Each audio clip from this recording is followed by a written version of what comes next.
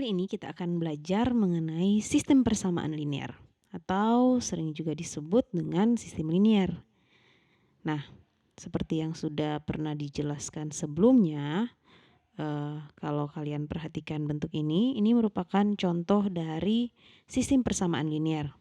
Nah, jadi suatu sistem persamaan linear itu variabelnya yang ini x1, x2 sampai xn.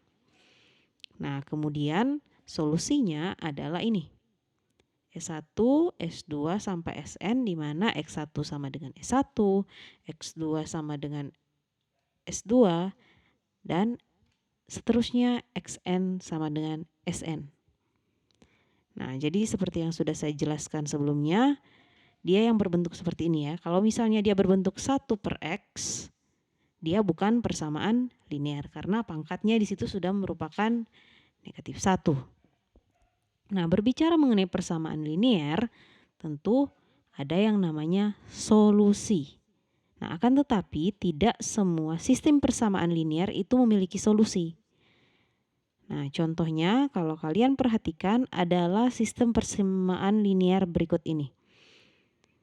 Persamaan pertama, X tambah Y sama dengan 4. Persamaan kedua, 2X tambah 2Y sama dengan 6. Nah, kalau kalian sederhanakan persamaan yang kedua, nanti akan diperoleh bentuk ini.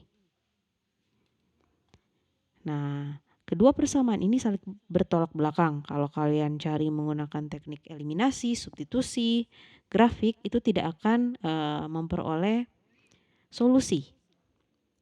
Nah, jadi di sini sebenarnya di dalam suatu sistem persamaan ada yang memiliki solusi, ada yang tidak memiliki solusi. Yang memiliki solusi disebut dengan konsisten, sedangkan yang tidak memiliki solusi itu tidak konsisten. Nah, jadi intinya di sini sistem persamaan linear, solusi, tidak ada solusi. Nah, untuk yang ada solusinya itu terbagi atas dua lagi. Nah, nanti kita akan lihat ada yang memiliki solusi yang tunggal, ada yang memiliki solusi yang tidak berhingga. Nah, kalau kalian perhatikan, di sini ada beberapa gambar, ada 3 gambar. Nah, gambar yang pertama kita lihat ada 2 garis. Jadi garis ini berdasarkan persamaan ini, sistem persamaan yang ini. Nah, kalau kita lihat untuk gambar yang pertama, 2 garisnya itu sejajar. Nah, jika sejajar, maka sistem persamaan tersebut tidak memiliki solusi. Karena sampai kapanpun kalau misalnya 2 garis sejajar, dia tidak akan berpotongan sehingga dia tidak ada solusi di sini. Nah, kemudian kalau gambar B, dia berpotongan di satu titik. Nah, kalau seperti itu berarti dia memiliki tepat satu solusi.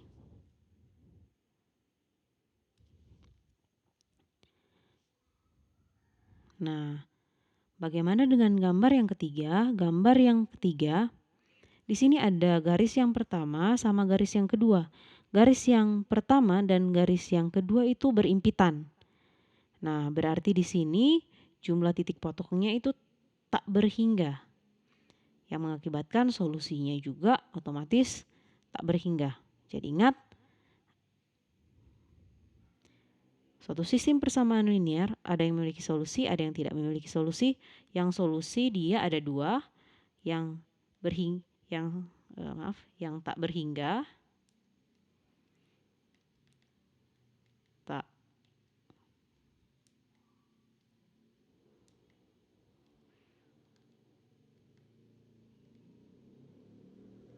dan tunggal.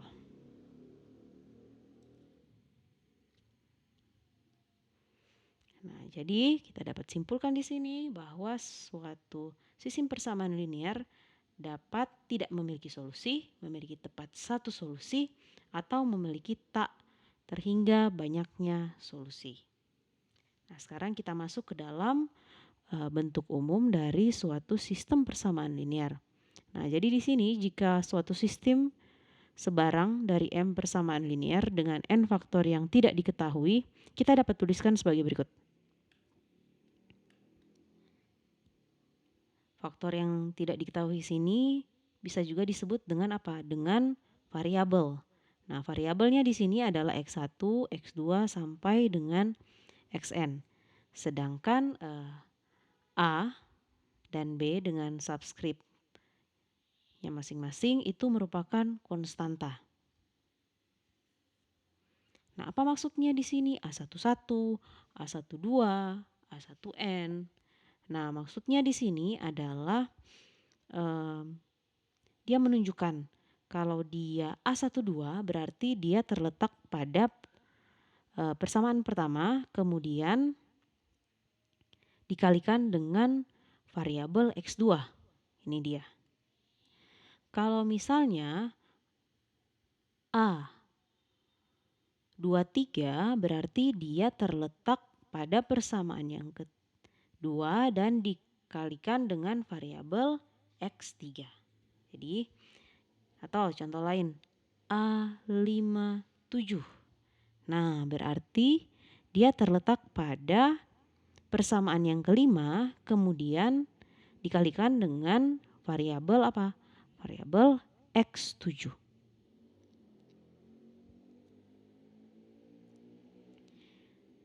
Jadi ini untuk mempermudah penamaan di dalam suatu sistem persamaan linear. Nah, selanjutnya kita akan masuk ke dalam matriks yang diperbesar. Nah, nantinya matriks ini akan kalian pakai di dalam materi-materi selanjutnya, seperti operasi baris elementer, kemudian metode Gauss-Jordan, dan masih banyak lagi. Nanti kalian akan pakai, jadi harap diperhatikan dengan seksama mengenai matriks yang diperbesar atau sering juga disebut dengan augmented matrix. Nah, jadi di sini jika ada sistemnya ini, nah maka matriks yang tipe besarnya itu yang mana? Yang ini. Jadi itu intinya apa? Jadi kita menghilangkan X1, X2, kemudian sampai Xn, kemudian operasi penjumlahan ataupun pengurangannya serta sama dengannya kita hilangkan dan kita bawa, kita transformasi ke dalam bentuk matriks. Sehingga namanya matriks yang diperbesar. Nah, untuk lebih jelasnya coba perhatikan contoh berikut. Nah, pada contoh ini untuk kita dapat lihat bahwa untuk persamaan yang pertama X1 tambah X2 tambah 2X3 sama dengan 9. Yang kedua 2X1 tambah 4X2 kurang 3X3 sama dengan 1. Berikutnya 3X1 tambah 6X2 kurang 5X3 sama dengan 0. Nah, kalau kita perhatikan koefisien dari X1 adalah berapa? 1. Ingat, kalau cuma seperti ini koefisiennya berapa? 1. Ini berapa? 1 juga. Kalau ini jelas ya, jelas 2. Nah, berarti matriks yang diperbesarnya menjadi seperti apa? Karena 1 di sini, maka di sini 1. 1, 2, ini 9, 2, 4, negatif 3, 1, 3, 6, negatif 5, dan 0. Ingat, jangan mencantumkan variabelnya. Sekali lagi, jangan mencantumkan variabelnya ketika kita mau membuat suatu matriks yang diperbesar. Nah, jadi sudah cukup jelas ya. Jadi variabelnya kita hilangkan, kemudian kita bawa ke dalam bentuk matriks. Nah, sebelum kita lanjut ke dalam solusi dari suatu sistem persamaan linear, ada beberapa hal yang harus kita perhatikan di sini.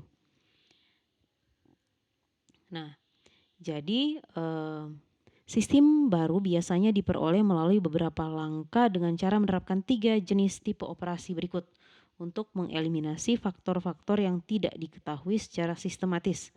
Yang pertama, mengalihkan persamaan dengan konstanta tak nol. Ingat, konstanta tak nol berarti nol tidak bisa. Yang kedua, menukarkan posisi dua persamaan. Pertama kita tukarkan dengan yang ketiga, kedua dengan keempat, atau beberapa pertukaran lainnya. Yang ketiga, menambahkan kelipatan satu persamaan ke persamaan lainnya. Ingat, harus satu persamaan full. Jangan cuman kita ambil satu koefisiennya saja, harus satu persamaan itu, bukan hanya partisi-partisi. Nanti akan lebih jelas di dalam contoh ya. Nah, di sini yang akan kita gunakan adalah matriks seperti yang sudah saya sampaikan tadi. Nah, oleh karena itu, karena untuk sistemnya berlaku yang bagian ini, ketiga hal ini, maka secara otomatis di dalam matriks yang diperbesar juga akan berlaku. Jadi, mengalihkan baris dengan konstanta tak nol, menukarkan posisi dua baris, menambahkan kelipatan satu baris ke baris yang lainnya. Nah, sekarang kita masuk ke dalam operasi baris elementer. Nah,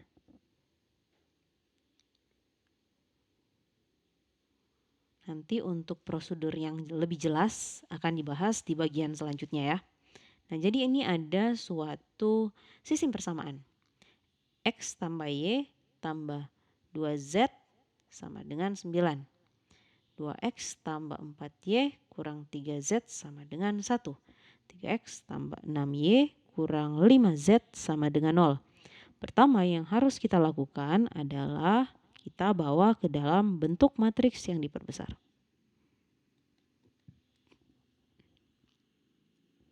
Nah, setelah itu apa yang harus kita lakukan? Jadi ingat, untuk teknisnya lebih jelasnya nanti akan dibahas pada bagian selanjutnya ya.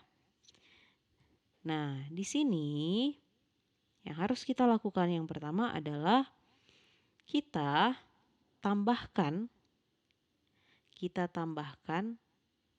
minus 2 kali baris pertama terhadap baris yang kedua. Ya, untuk lebih jelasnya saya tulis di pinggir. Jadi negatif 2 kali baris yang pertama kita kalikan dengan baris yang kedua. Nah, jadi negatif 2 dikali dengan ini. Dikalikan dengan 1, 1, 2, 9. Nah, akan diperoleh negatif 2, negatif 2, negatif 4 sama negatif 18. Nah, kemudian kita tambahkan dengan baris yang kedua. 2, 4, negatif 3, 1. Tambah. Negatif 2 tambah 2, 0. Negatif 2 tambah 4, 2. Negatif 4 tambah negatif 3, negatif 7. Kemudian negatif 18 tambah 1, negatif 17. Nah, sehingga diperoleh hasil ini.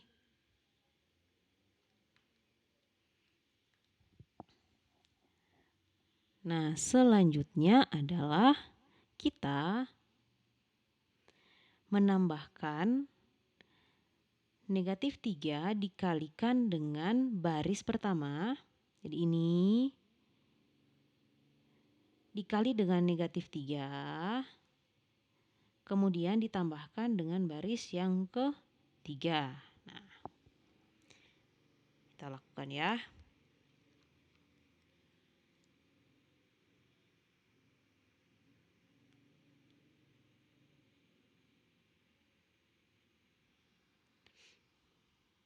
Jadi dikali dengan negatif 3.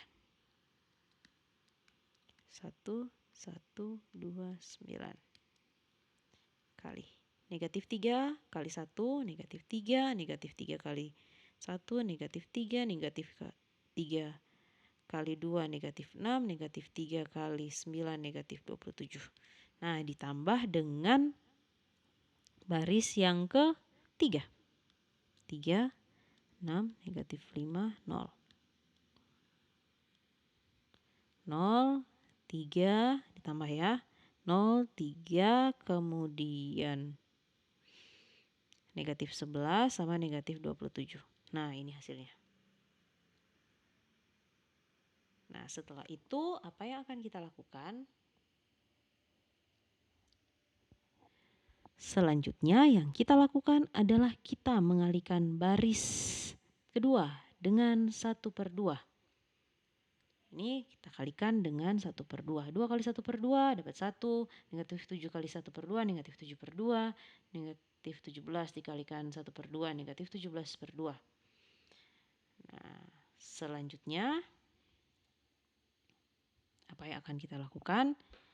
Kita kalikan negatif 3 kali baris yang kedua, kemudian kita tambahkan dengan baris ketiga.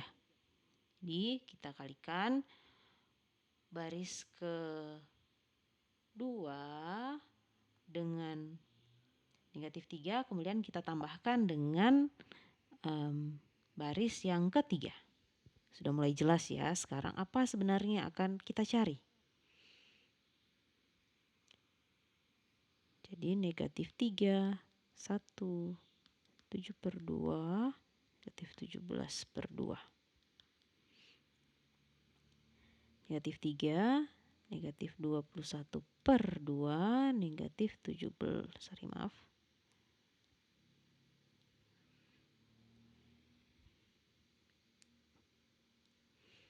Negatif kali negatif positif ya.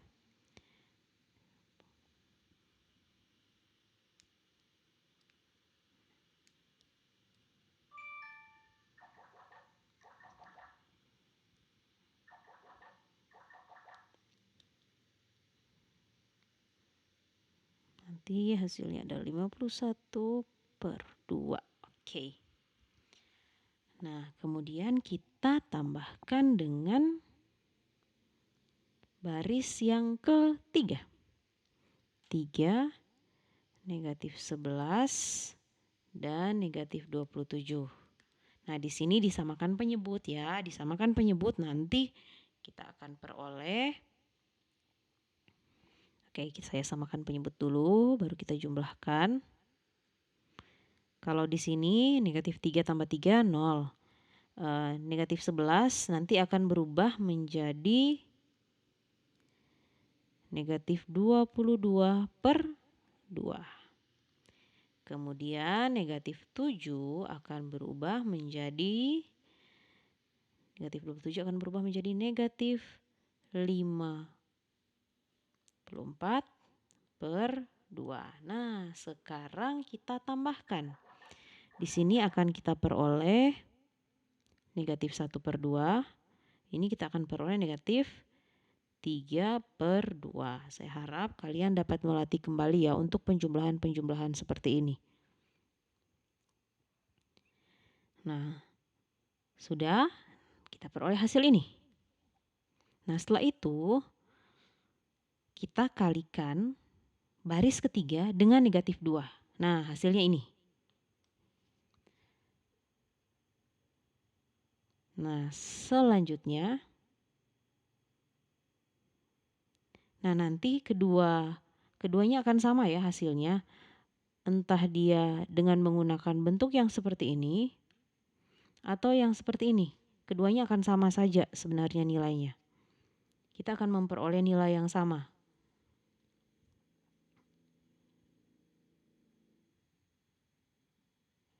Nah, setelah kita dapatkan bentuk ini, nanti kita akan selanjutnya kita menambahkan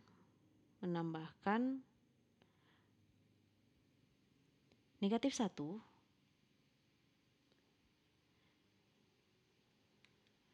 1 kali baris kedua. Jadi negatif 1 kali baris kedua, kemudian kita tambahkan negatif 1 kali baris, kita tambahkan ke baris pertama.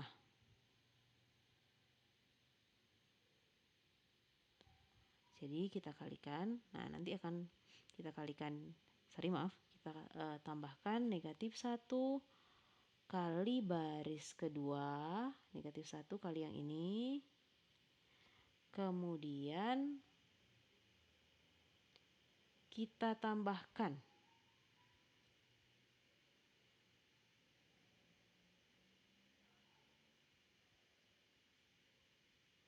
sorry, maaf tadi ada kesalahan. Nah, jadi ini pada bagian yang kedua kita kalikan ini dengan negatif 1, kemudian kita jumlahkan dengan baris yang pertama. Jadi nanti akan diperoleh 0 ditambah 1, 1, negatif 1 tambah 1, 0, negatif 7/2 kali negatif 1, 7/2 tambah 2 hasilnya 11/2, negatif 17/2 dikalikan negatif 1 ditambah 9 hasilnya 35/2. Nah, diperoleh hasil ini. Selanjutnya kita menambahkan negatif 11/2 ya. Kita kali dengan baris ketiga, kemudian kita tambahkan ke baris pertama, dan 7/2 kali baris ketiga ke baris kedua. Nah, nanti akan diperoleh hasil ini. Nanti kalian coba lagi di rumah, kalian cakar untuk bisa lebih jelas untuk proses-prosesnya. Nanti akan diperoleh hasil ini.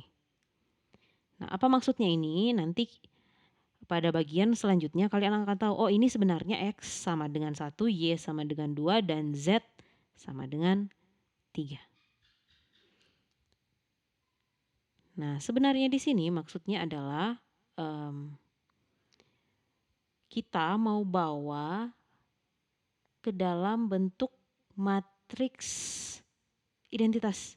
Seperti ini, bagian ini matriks identitas. Nah, kita mau bawa bentuk ini ke dalam matriks identitas. Itu sebenarnya maksudnya, ya. Maksud sehingga kenapa perlu dibawa ke situ, agar hasilnya dapat lebih mudah dicari. Nah, sebelum tahapannya tadi saya jelaskan dengan lebih rinci. Nah, di sini ada tugas-tugas yang harus kalian kerjakan. Yang pertama nomor 4 dan nomor 5, ya. Jadi di sini untuk melatih kalian untuk mentransformasi yang pertama dari yang pertama dari sistem ke dalam matriks yang diperbesar, kemudian berikutnya matriks yang diperbesar ke dalam sistem persamaan linear, ya. Jadi kalian coba kerjakan nomor 4 dan nomor 5.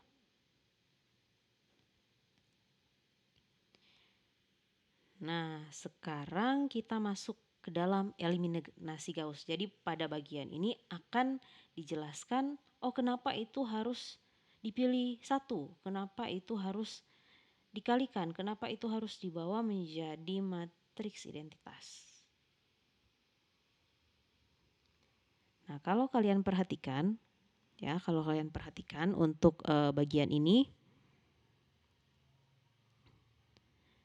Nah, pada contoh sebelumnya kita sudah dapat matriks ini, ya kan? Kita sudah dapat matriks ini yang berdasarkan hasil pencarian, kemudian X1-nya, X sama dengan 1, Y sama dengan 2, Z sama dengan 3. Nah, ini merupakan contoh matriks dalam bentuk eselon baris tereduksi. Nah, matriks dalam bentuk ini harus memiliki sifat-sifat berikut. Yang pertama, jika satu baris tidak seluruhnya terdiri dari 0, maka bilangan tak 0 pertama pada baris itu adalah 1. Ya. Bilangan 1 ini disebut satu utama atau leading one. Seperti ini. Ini kan yang pertama apa? 1. Ya. Jadi yang di depan-depannya harus apa kalau misalnya itu 0. Jadi selanjutnya, jika terdapat baris yang seluruhnya terdiri dari 0, maka baris-baris ini akan dikelompokkan pada bagian paling bawah dari matriks. Nah, jadi kalau misalnya ada 0, nah dia di paling bawah. Kayak ini, 0, 0, 0, 0. Dia harus berada di bagian paling bawah. Nah, selanjutnya, jika terdapat 2 baris berurutan yang tidak seluruhnya terdiri dari 0, maka satu utama baris yang lebih rendah terdapat pada kolom yang lebih kanan dari satu utama pada baris yang lebih tinggi. Nah, selanjutnya setiap kolom memiliki satu utama memiliki 0 pada tempat-tempat lainnya. Nah, matriks yang memiliki 3 sifat pertama itu adalah dalam bentuk ini, eselon baris tereduksi. Eselon baris. Nah, eselon baris tereduksi kalau yang keempatnya ya. Nah, kalau 3 eselon baris, kalau 4 eselon baris tereduksi. Nah, yang di atas ini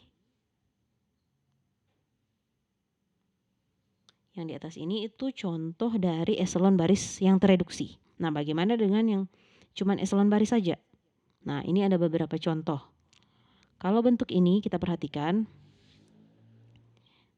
ini 1, kemudian di sini ada 0 semuanya. 0, 1, 0, 0, 1, 0, 0, 0, 0, 0, 0. Nah, ini adalah contoh eselon baris tereduksi. Sedangkan kalau eselon baris, kalian perhatikan, di sini masih ada bilangan-bilangan yang lain.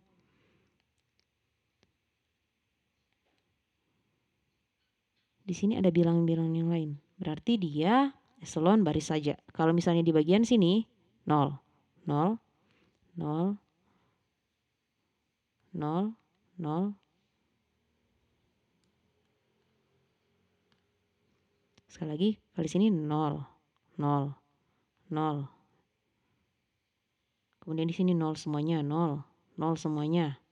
Nah, berarti dia yang tereduksi. Kalau ada yang seperti ini, 4, negatif 3, 6, 1, 2, 6, negatif 1. Setelah satu pertama atau yang leadingnya itu, maka dia eselon baris. Jadi eselon baris tereduksi adalah bentuk khusus dari eselon baris. Nah, ini dia. Kalau eselon baris bentuknya seperti ini. Jadi yang bintang-bintang itu isinya bisa sebarang nilai. Nah, kalau eselon baris tereduksi dia seperti ini.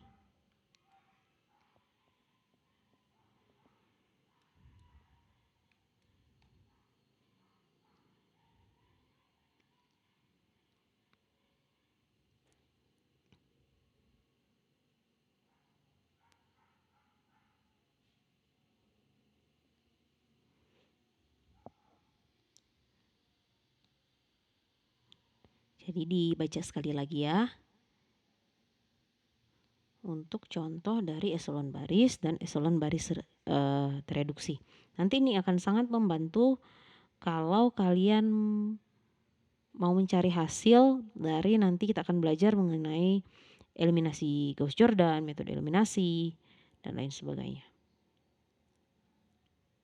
Nah, sekarang solusi dari 4 sistem linear. Pembahasan kita sampai di sini ya. Sebelum pada bagian selanjutnya saya akan jelaskan mengenai metode eliminasi. Nah, contoh yang pertama A. 1, 0, 0, 5, 0, 1, 0, negatif 2, 0, 0, 1, 4. Nah, itu artinya ini berarti dia pada baris pertama, kemudian dia dikalikan dengan variabel yang pertama. Berarti dia X1.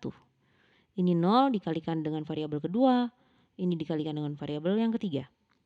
Jadi hanya ada satu variabel di sini, yaitu X1 karena yang lainnya 0. Sama dengan 5. Nah, yang kedua di sini 0, 1, 0, negatif 2. Berarti di sini apa? X2 sama dengan negatif 2. X1, X2, X3. X3 sama dengan 4. Nah, berarti kita peroleh solusinya apa? X1 sama dengan 5, X2 sama dengan negatif 2, X3 sama dengan 4. Nah, selanjutnya yang B. X1, ini X1, X2, X3, X4. Kemudian hasilnya ini ya. X1 tambah 4, X4 sama dengan negatif 1. X2 tambah. Nah, dia ada di X2 di sini. Karena dia berada pada kolom yang kedua. X1, X2 tambah 2X4 sama dengan 6. Ini X3. X3 tambah 3X4 sama dengan 2. Misalnya nanti X1 di sini tambah X2. Nah, berarti dia ada kaitan antara yang pertama sama yang kedua. Tapi kalau misalnya sudah cukup sampai di sini, nah berarti dia yang pertama sama yang kedua tidak ada kaitan, ya kan? Kalian bisa lihat variabel yang pertama dan variabel yang kedua tidak ada kaitan di sini. Nah, sehingga di sini dengan memisalkan X4 di sini kita dapat lihat dia adalah variabel bebas. Sedangkan X1, X2 dan X3 ada variabel utama. Nah, di sini kalau kita misalkan X4 sebagai T, nanti kita akan peroleh solusinya seperti ini.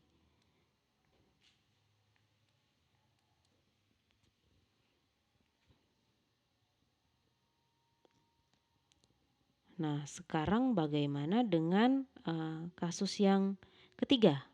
Kasus yang ketiga sebenarnya sama saja penyelesaiannya dengan kasus yang kedua, ya.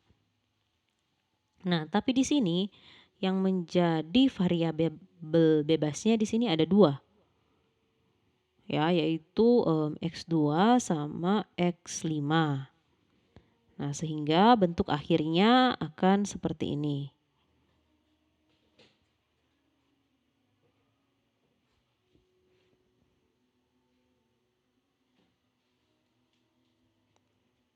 Bentuk akhirnya akan seperti ini ya. Nah, untuk penyelesaian yang keempat pun sama. Yang keempat sama juga. Soal yang keempat sama. Jadi di sini X1 sama dengan 0, X2 tambah 2X3 sama dengan 0. Nah, penyelesaian sama saja. Nah, tapi coba kalian perhatikan. Di situ 0x1 tambah 0x2 tambah 0x3 sama dengan 1. Nah, itu masuk akal nggak? Tidak mungkin, ya kan? Karena 0 kali berapapun tetap 0. Nah, sehingga persamaan itu tidak dapat dipenuhi. Maka sistem tersebut tidak memiliki solusi. Nah, sekarang untuk latihan soalnya, kalian kerjakan bagian ini.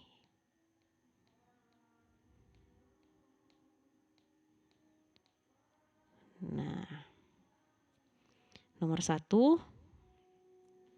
nomor 2,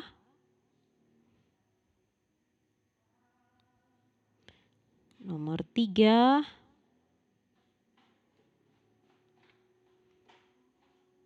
oke di sini, oh ya, nomor 3, kemudian